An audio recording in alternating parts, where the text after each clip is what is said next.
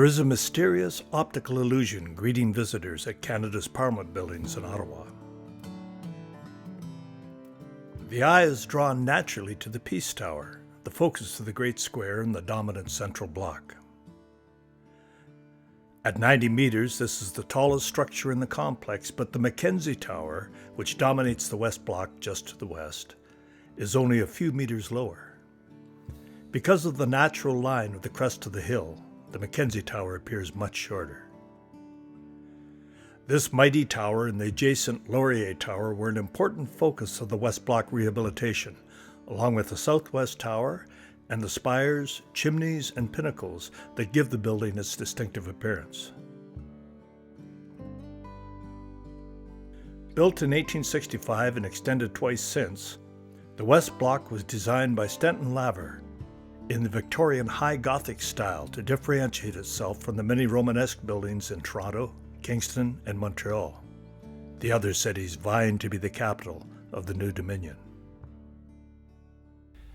So we started the restoration of the West Block in the summer of 2012, and here we are just about to roll over into 2017. So it's been over 4 years of great fun and great excitement and great challenges. I mean, we took down and rebuilt 1.5 acres of wall, which is colossal, and hundreds of kilometres of cut out joints and repointed joints and thousands of new stones, thousands upon thousands of new stones, new carvings, repairs that hadn't been done before, the use of the iPads on the scaffolding with the guys, not just to track what we'd done, but track the billings as well, never been done before.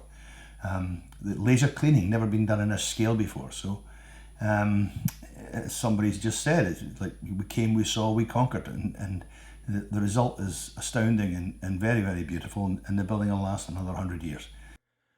The Mackenzie Tower is named for the second Prime Minister of Canada, Alexander Mackenzie, who was a 21-year-old journeyman stonemason when he emigrated to Canada from Scotland in 1835.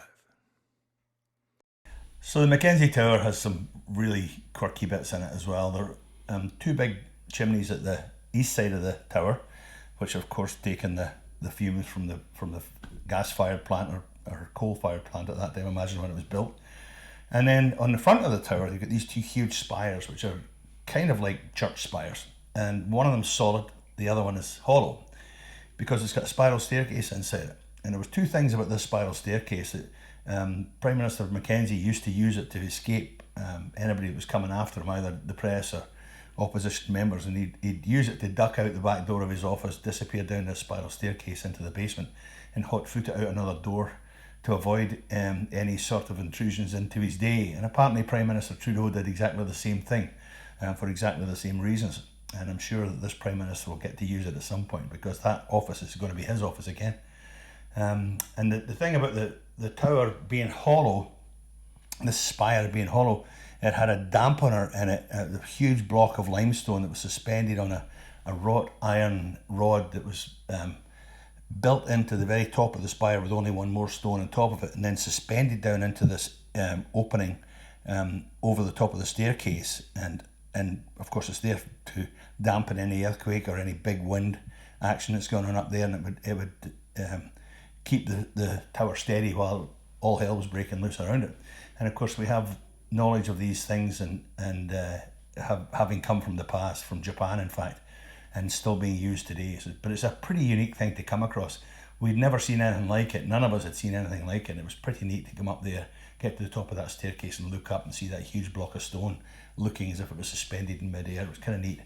And then of course the other things about the Mackenzie, he was a stonemason himself, of course, emigrated from Scotland at 21, the same as I did. So I feel a real affinity with this guy.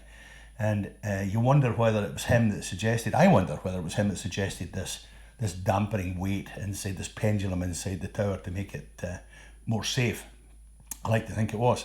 I also would like to think that he had some influence over how they did things. The huge slate louvers, there's huge plates of slate louvers on the sides of the building that are really great, and they're embedded into the stone, and it must be an awful job to get these big bits of stone slotted into both sides of these windows to let the air into the top reaches of the tower.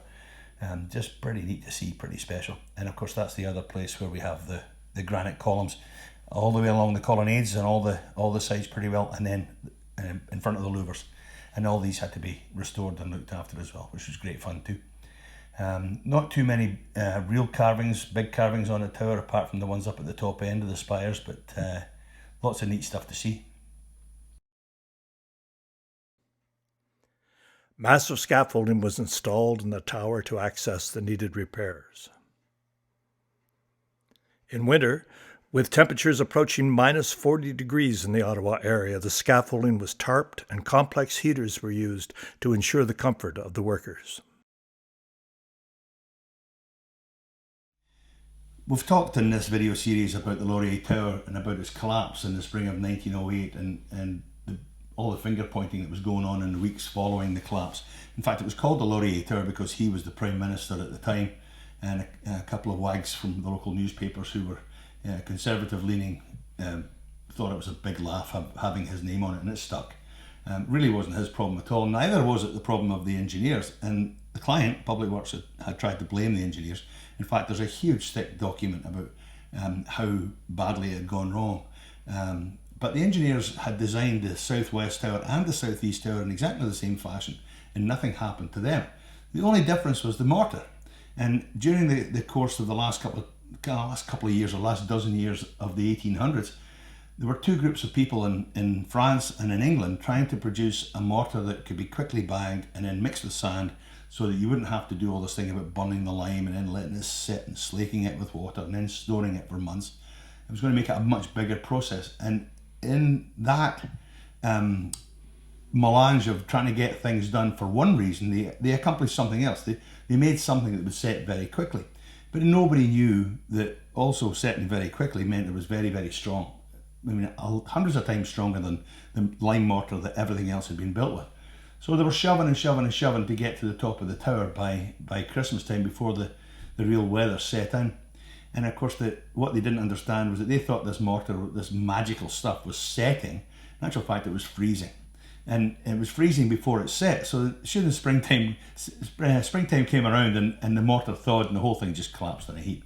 And luckily, nobody was killed. Very luckily, nobody was killed. Because there was lots of people on the site that day it collapsed, and it could have been a horror story. And that would have made Laurier even more famous. So the Laurier Tower, of course, was built in the 1905 to 1909 building era. The last thing to be done, closing off the top edge, the north side of the courtyard. And the tower, most of the arches on the building, in fact nearly all the arches on the building, are Gothic in style, apart from this one that's over what we call the porte cochere, which is a coach ready or coach sized entrance into the courtyard that you could drive carriages through. And of course, this segmental arch over the top of this opening makes it look kind of like a mouse hole in a skirting board or a baseboard. And interestingly enough, there are two very large cat carvings, head down, looking at the hole, the mouse hole, if you like, with their claws bared.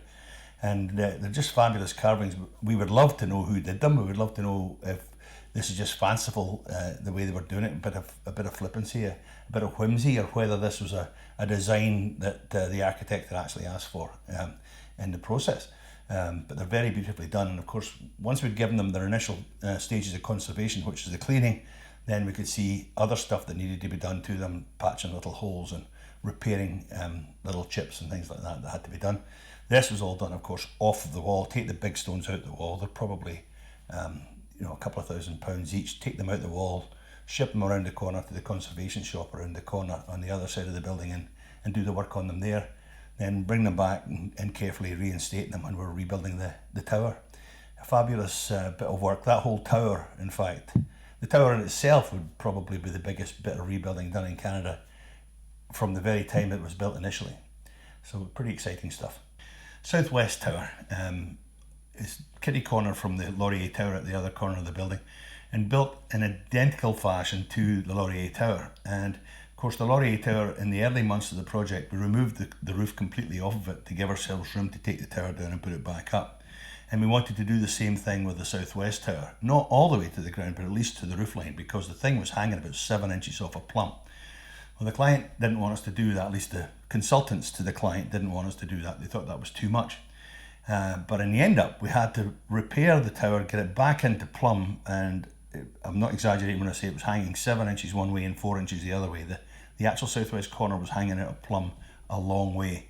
And we had to fix it all with what we called keyhole surgery. So we'd take down a small section from the underside of the roof down to the roof line, a matter of 600 millimeters or a couple of feet wide, and we'd repair it, get it all back into line, and then we'd skip a section and get another section. And we were doing this for months, and we still believe it would have been a lot quicker just to take the roof off of it, do the same thing as we've done with the Laurier. But we gained something from doing it with this keyhole surgery. We found out how to do it further down the road. It's a very difficult process, and it's actually, pretty racked with danger. You're wondering all the time what's going on. Our shoring had to be absolutely impeccable, and every piece of shoring that we did had to be engineered and stamped so that the engineers were happy with what we planned to do with the stones and how we were planning to get it all back together. So that's us got knowledge that we didn't have before for the future. So we learned something, which is always good.